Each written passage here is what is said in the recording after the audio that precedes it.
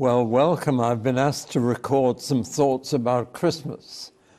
I want to give you two talks. The first is historical, where it all started and where it all came from. And then in the second talk, we'll look at the Bible and the actual story of the birth of Christ and how all this fits together, or even whether it does fit together. As most of you probably know, Christmas is not a Christian festival. It began long before Jesus Christ was born. It was originally a pagan fertility cult, and it was a celebration of the winter solstice, the fact that the sun was just beginning to get stronger again.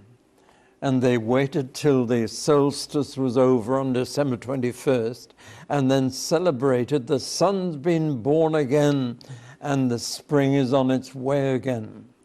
Because, of course, they lived much closer to nature than we do, much more dependent on the seasons.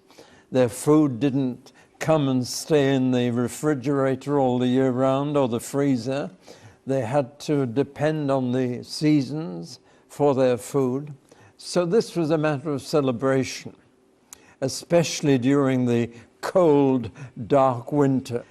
It was good to have a carnival, which is what it really was.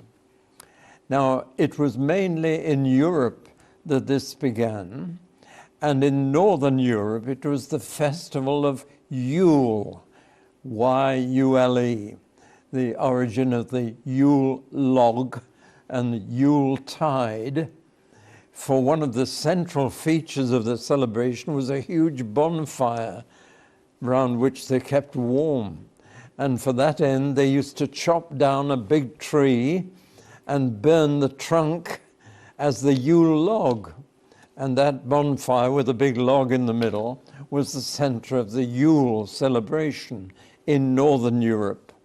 In Southern Europe, it was called the Saturnalia, after the god Saturn. The Romans celebrated Saturnalia and made a great deal of the sun god Mithras.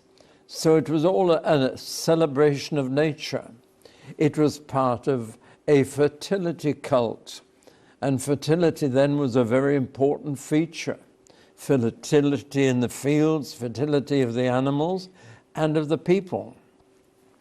And so there was this annual carnival or festival, which I'm afraid developed into quite an indulgent festival, because the normal rules of life were cancelled for the festival. And it wasn't just one day, it was 12 days and lasted till January the 6th. Even today, I remember in our home, decorations had to be taken down on January the 6th, the 12th day. I had no idea why. I didn't then know about the 12 days of Christmas when my true love said to me. And of course, that is a clue to what went on. Normal restraints were removed, and all kinds of things happened as a result. For example, the normal rules of social relationships were cancelled. And therefore, one part of that was that there were no longer upper and lower classes over Christmas. And they often changed places. Indeed, masters would serve servants their meals on that day. And there's a survival of that in the British Army. It is still the custom at Sandhurst for the officers to serve the privates Christmas lunch. It's a reversal of the social order just for a time. But it was mainly in the realm of sexual relationships that the release came and restrictions were removed. And that is still seen in office parties. Kissing under the mistletoe goes right back to these festivals when they decorated their homes with evergreens like fir and holly, and above all mistletoe. all these evergreens were taken in and used to decorate the home. Putting a wreath of holly on your front door goes right back to those pre-Christian festivals. And one of the features was very amusing. In the carnival, they could dress up how they liked. And they reversed the sex of people dressing up.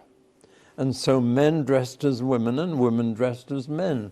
And we've still got that today. In every pantomime, the principal boy is a girl with the longest legs, and the mother of the principal boy is a dame who is a man. And that's a cross-dressing that goes right back to the carnivals of the original midwinter festival. There are more things than that I'd like to mention. It was a time of gluttony, when it didn't matter how much you ate. You could eat yourself under the table, and that was all right at Christmas. That still happens with Christmas dinner and the turkey and the plum pudding, when we eat far more than we normally eat for lunch. It's a relic of the old fertility festival. And the drinking too. You could drink as much as you like and drink yourself under the table too. And that too has survived. Again, at the office party or over Christmas, the pubs are full of people getting drunk. What else has survived? Well, the social rules are reversed, the sexual rules are reversed, the eating and drinking rules are set free, and interestingly enough, gambling, which was normally frowned on during the year, at Christmas, you could really gamble as much as you liked. And that certainly has a modern counterpart in the money that is spent over Christmas, which leaves many people in debt to face the new year and pay off what they've had on credit over Christmas. So all these things go right back to those 12 days of Christmas. Many communities elected a lord of misrule who ruled over the 12 days and had the freedom of any woman in the community during those 12 days. And that's the origin of the 12 days of Christmas, when my true love said to me.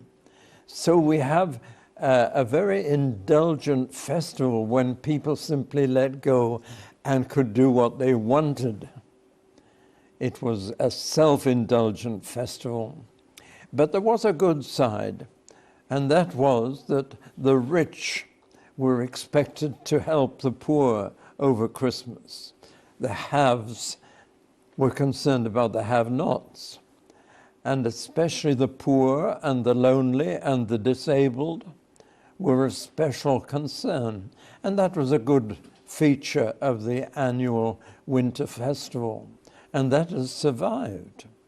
Boxing Day is when the boxes in church were emptied for the poor, and the boxes were then used to distribute whatever had been put into them on Christmas Day to those who were needy on Boxing Day. Well, now, that's how it began. And it went an up and down sort of journey through the ages. I'll just mention one or two of the downs and one or two of the ups.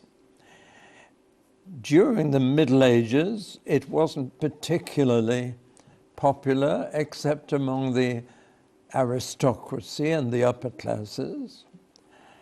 Then it steadily declined over the centuries until the 19th century. And then Christmas as we know it really began. Not until the 19th century, when two authors wrote stories about Christmas. On this side of the Atlantic, it was Charles Dickens. And much of what we know as Christmas today, we owe to Charles Dickens. Not just his book, A Christmas Story, and Scrooge, and the turkey in that story, The turkeys came over from the States originally, but over there was also an author called Washington Irving, and he was the Charles Dickens of America.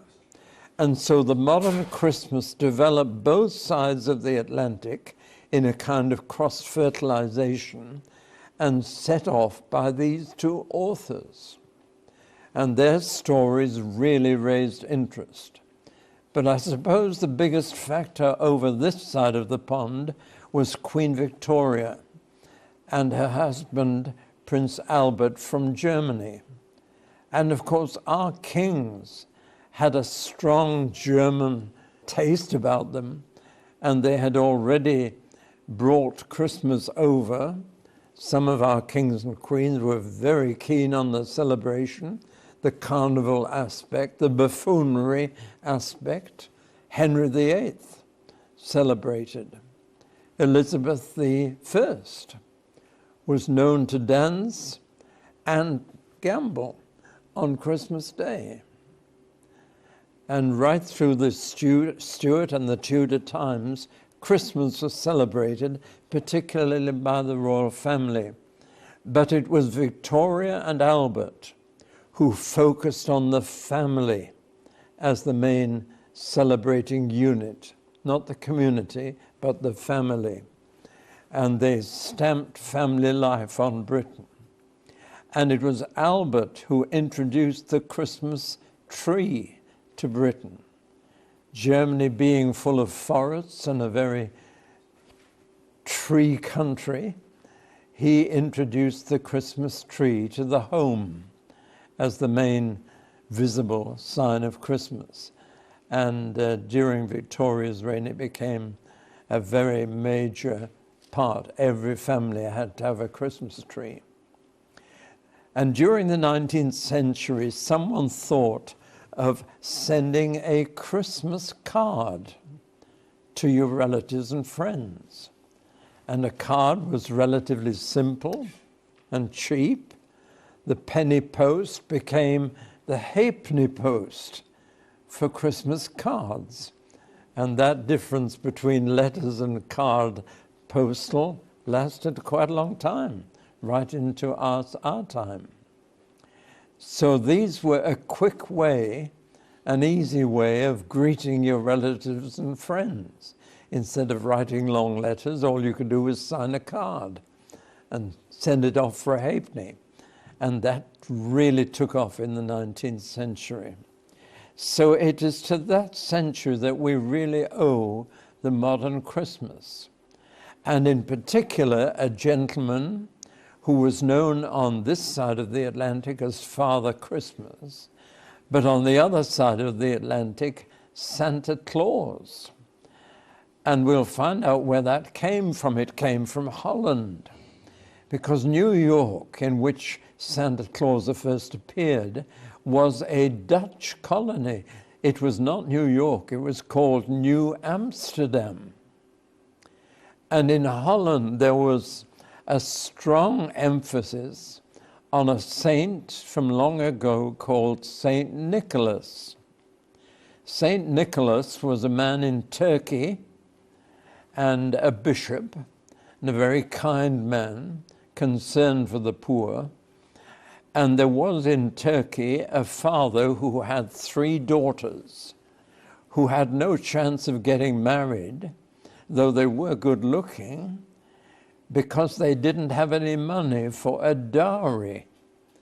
And the bride was supposed to supply money, or the bride's father was supposed to provide the dowry, and the peasant couldn't. So good St. Nicholas smuggled some gold coins wrapped in a cloth into the cottage of the peasant. He didn't climb down the chimney, and he didn't put it in a stocking, but he wrapped these gold coins in a cloth and threw them through the window. And the 3 girls were able to get married.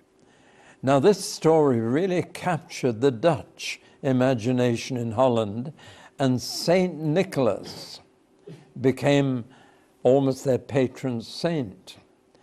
They called him Santa Claus, which is short for St. Nicholas.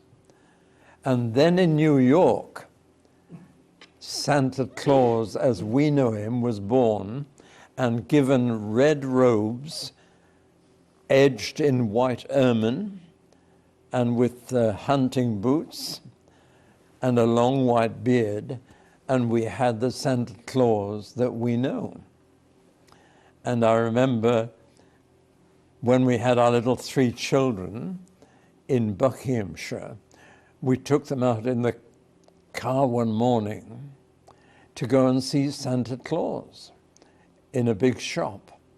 But on the way, we saw another Santa Claus getting on a bus. And we saw yet a third Santa Claus walking along the street. And I remember the confusion this led to with our 3 children. Santa Claus seemed to be everywhere we went that morning. And of course, he is everywhere now. He's part of Christmas. So all that happened in the 19th century. I'll tell you in a moment about the Christians who opposed it all quite strongly. But public sentiment was too strong for the protesters. I'll come back to that later. What has been added in the 20th century to all this? Well, there's no question the biggest thing is commercialism. And already now, we're recording this in October, and already the advertisements for Christmas are displayed on our TV, and the shops are beginning to take stock and stock up for Christmas and so on. And it's interesting that the bulk of the advertising is aimed at children. Very expensive toys too. But the advertising is aimed at children now. It's not now focused on family, but the 20th century has focused Christmas on children, which the Victorians did not do. Children could be seen but not heard then, but now children have become the focus of Christmas for many families. Another thing that's been added this time is what we call the Christmas broadcast of the Queen. It's become a ritual, and you can't imagine Christmas without it now. But it was begun by her grandfather, George V, and he made the first Christmas broadcast and quoted that memorable thing, "I said to the man who stood at the gate of the year," oh, I've almost forgotten it. But the reply of the man was, "Put your hand into the hand of God, and you can go into the future safely." I forgot the quotation, but it really struck a chord in the nation when King George V quoted that. And therefore, he went on making a radio broadcast every year. But his son, King George VI, stopped doing that because of his dreadful stammer. And I'm sure you've seen the film The King's Speech or heard of it, and you know all about that stammer. So he said, "I'm not going to make a broadcast every Christmas." However, in the first year of World War II, for the sake of the soldiers who were away from home, he was persuaded to make it. And he managed to do it, and he kept it up right through the war. So his daughter, our Queen, has to make the Queen's royal broadcast, usually just before Morecambe and Wise. But that's part of Christmas now, as is television entertainment. And it's interesting that all the mass media now cash in on Christmas. As early as, I think, 1900, the Times never mentioned Christmas in its December issues. But if you look at newspapers and magazines today, Christmas takes over for a time and becomes the main subject.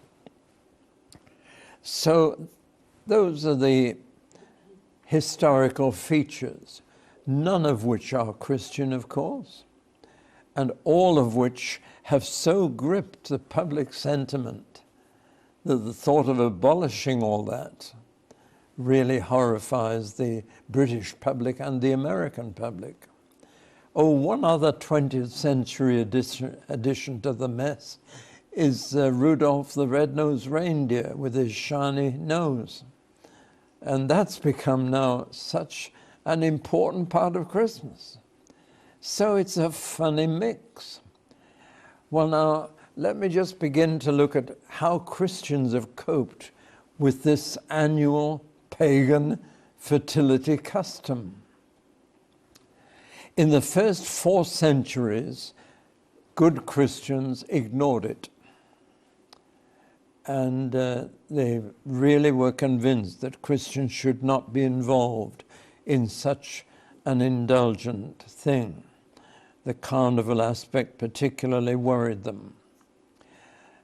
In the 4th century, Pope Gregory sent a missionary to England called Augustine, not the Augustine who wrote the Confessions, the other one. There was one in Africa, the one we know best, but another Augustine was sent to England. And he reported back a year or 2 later, he'd made progress, he'd baptized the King of Kent, he had a number of people coming to a church, which later became Canterbury Cathedral. But he said, I have not been able to wean the British off their annual fertility cult festival, namely Christmas, though it wasn't called that then. And try though he could his best, he could not get them off this indulgent activity. So he asked Pope Gregory, what can I do about it? And Pope Gregory virtually said, if you can't lick them, join them. But what he actually said was, baptize it into Christ, bring it into the church, and do it in the name of Christ. Furthermore, he suggested, as they celebrate the birth of the Son, you can say, we'll celebrate the Son of Righteousness, S-U-N, who is risen with healing in his wings. That's a quote from the Old Testament. And so December 25th became the official birthday of Jesus. Of course, it isn't anything of the kind. He wasn't born in December. Shepherds don't watch their flocks by night in December. There's often snow on the hills of Israel in December. And we're told in the Bible when he really was born, which was not anything like December. But just as the Queen has her own birthday and an official birthday when they have the parading of the color on the Horse Guard Square, so now Christ was given an official birthday, which was not his birthday, but was celebrated as such. And that was the profound beginning of a Christian Christmas. And what was included to make it especially Christian was a Roman Catholic Mass. And then the name Christ Mass came into being. And it's been known as that ever since. So this was the Roman Catholic Church's missionary strategy. If you couldn't get people to drop things, then bring them in and make them part of the church's program. And that will keep everybody happy. I'm not convinced about it at all, but in the Philippines, in Latin America, I've found that Catholics still practice animism and spiritism because that was their original religion, and the Catholic Church encouraged it to come in. And it's quite disturbing to find out how far these old things are still deeply rooted. So that was the beginning. And it was Pope Julius, following Pope Gregory, who made it an official institution of the whole church, though it was originally only for Britain, and to get the British to drop certain things. Over the medieval period, there was a steady decline of interest, but there's still a medieval feel about Christmas. Stagecoaches on Christmas cards and old thatched roofs, you've seen them all. There's a kind of nostalgia for the good old days. They weren't all that good, but nostalgia looks at them through rose-colored spectacles. Now, all that changed radically when the Protestant Reformation came. And my time has gone for this talk, so I'm going to have to pick up the story in my next talk.